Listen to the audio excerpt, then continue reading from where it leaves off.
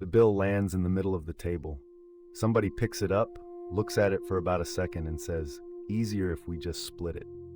You had a salad and a water. They ordered $300 of cocktails. Splitting costs you $60 you didn't eat. And you've got about 3 seconds. What do? There are 3 things people do here, and you've done all of them. 1, the silent yes. You nod, you tap your card, and then you're quietly annoyed the entire drive home about $60, which is a genuinely terrible use of an evening you already paid for. 2, the math. You start itemizing out loud. Well, I had the salad, so that's 14 plus tax. And the table goes quiet in a very particular way. You win $60 and you lose the room, and somebody tells that story about you later. 3, the martyr. You pay the full split, and then you make absolutely certain everybody knows you paid it. A little sigh. A comment in the car park. This is the worst one, because you spent the money and got none of the goodwill. Here's what all 3 have in common. They treat the moment the bill lands as the moment to solve this. It isn't. By the time that bill is on the table, this is already over. The mistake happened an hour ago, and we'll get to when. So the question isn't, is this fair? It's not fair. That part's settled. Everybody at the table knows it's not fair, including the guy who suggested splitting. The real question is what the $60 is actually buying. Because you're not choosing between paying and not paying. You're choosing between $60 and a scene. That's the actual menu. And a scene at a table of 8 is genuinely expensive in a currency you can't get back at an ATM. But there's a second question underneath it that matters a lot more. Is this a one-off, or is this just what this group is? Because $60 once is a rounding error. It's nothing. $60 20 times a year is $1,200, and a slow, quiet resentment toward people you actually like, which is a much worse outcome than being $1,200 down. Decision. Work out whether you're solving tonight or solving the group. They need completely different moves. Variant 1. Is this the first time or the 15th? If it's genuinely the first time, pay it. Properly, not resentfully. $60 is the cheapest exit you will ever be offered from an awkward situation, and you should take it and forget it before you get to the car. But if this is every time, if there's one person who always orders the bottle and always says, "Let's just split it," and somehow it's never their turn to have had the salad, that's not an accident anymore. That's a system, and you have been quietly funding it. Marcus Aurelius opens the second book of the Meditations by telling himself that today he's going to run into people who grab and who take more than their share. He's not writing that to feel superior. He's writing it so he isn't surprised, because surprise is what makes you react badly. You're not surprised. You've got 15 data points. And here's the thing. The fix isn't at the table. It's never at the table. It's 20 minutes earlier when you sit down and you say to the waiter in a completely normal voice, "Could we get separate bills, please?" If that feels too blunt, do it in the group chat first. Heads up, I'm getting my own bill tonight. I'm being boring about money at the minute. Decision. Once you pay. Every time you solve it before you sit down. Variant 2. Everyone at that table knows roughly what you make, and it's more than them. Nobody has ever said this out loud, but somewhere along the way, the even split quietly became your job, and the even split is not actually even, because you're the one who can absorb it. There are 2 ways to get this wrong. The first is paying it every time while resenting it every time. That's the worst of both, because you spend the money and you keep the grudge, and the people you're subsidizing can't even tell you're doing it. The second is making a point of it, which costs you far more socially than the money ever cost you financially, and everyone will remember it long after they've forgotten the meal. So here's the honest frame. If you can genuinely afford it, and you actually like these people, then paying more than your share is not unfair. It's a choice. Plenty of people make it happily, but it has to actually be a choice. Decided by you in your own head in advance, not a tax that gets collected from you while you pretend you don't mind. Seneca had a line close to this. A gift given grudgingly isn't generosity, it's just a loss with extra steps. Practically, that means picking your number before you go. I'll cover up to 100 tonight. Then when the bill comes and it's 90, nothing happened. You gave a gift you'd already decided to give. Decision. Choose it deliberately, in advance, or stop doing it. Just don't do it resentfully. Quick thing. If you have ever paid for food you did not eat and said absolutely nothing about it, hit the like button.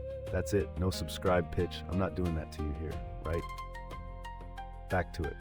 Variant 3. It's your birthday. You said you didn't want to fuss. Somehow there are now 11 people, 3 of whom you've never met, and someone has ordered a bottle of something to celebrate you. And there's an assumption hanging over the table, except nobody knows which assumption it is. Because there are 2, and they're opposites.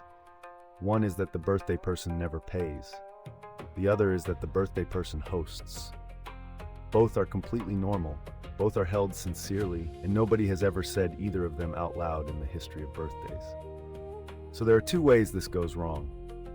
You assume you're covered, and the bill arrives split 11 ways. Or you offer to get it as a gesture, and 11 people say thank you so much, and now your birthday cost you $400. The fix is not on the night. It's in the invite, a week earlier, in one sentence. Either, dinner's on me, come along, or booked a table for my birthday, everyone pays their own, no gifts. That's it. That one line removes the entire problem, and nobody has ever once been offended by it. Decision. Settle who pays before you book, not after the cake arrives. Variant 4, and this one's the flip. Tonight it's you. You had the steak, you had 2 glasses of the good stuff, and the person across from you had a bowl of soup and a tap water.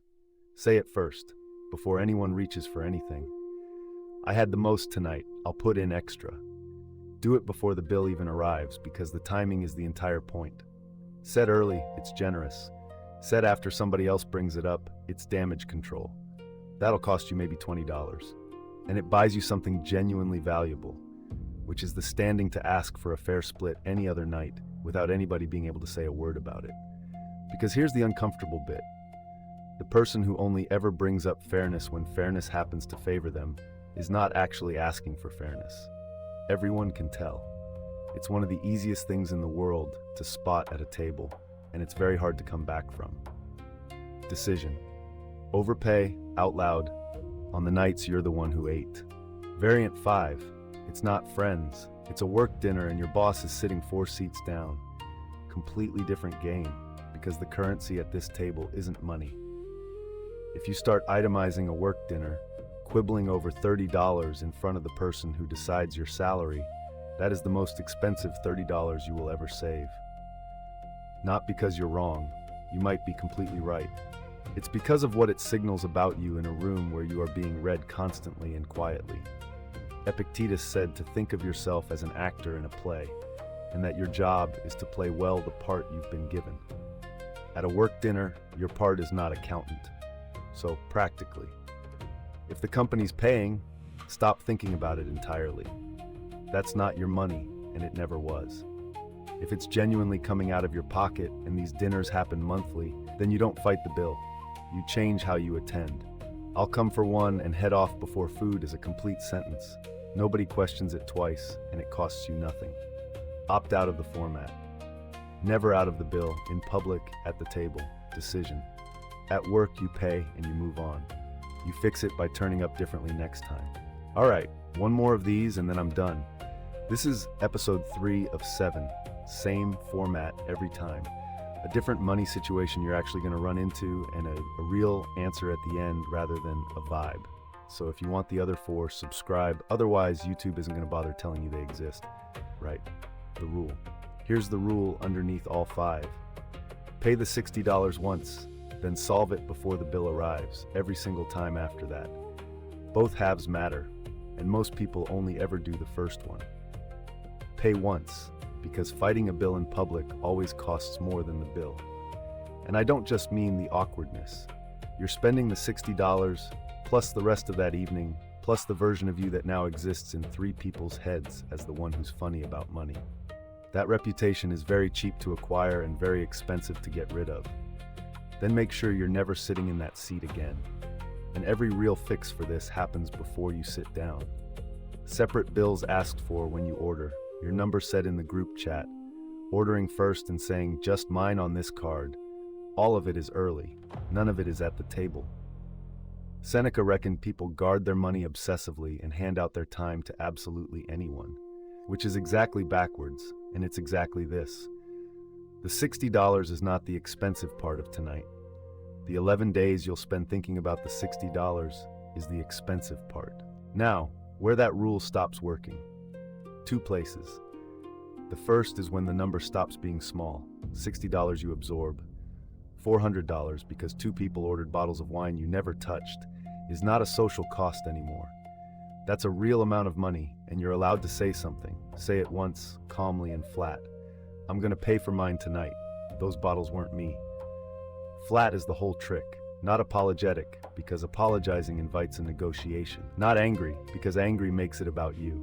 Just a fact, stated once, and then move straight on to another subject yourself.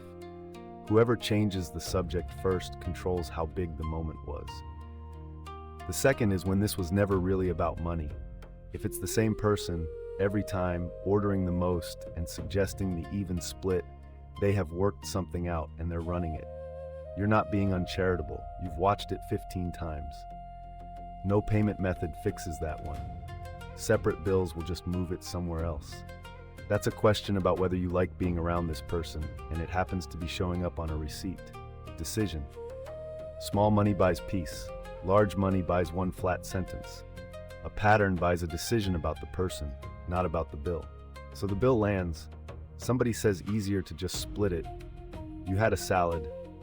Tonight, pay it and let it go before you reach the car park. Tomorrow, fix the format, because the format is the actual problem and it always was, and the rest of it was never yours anyway. Whether they notice, whether they think you're generous, whether they'd have done the same for you, none of that is in your hands, and chasing it is how $60 turns into a fortnight. The part that is yours is your number, decided before you sit down. That's the whole job. All right, tell me in the comments, what's the worst split the bill you've ever been caught in? I want the actual number. Next one in this series. You got a raise, everybody found out, and suddenly you're picking up more tabs than you used to.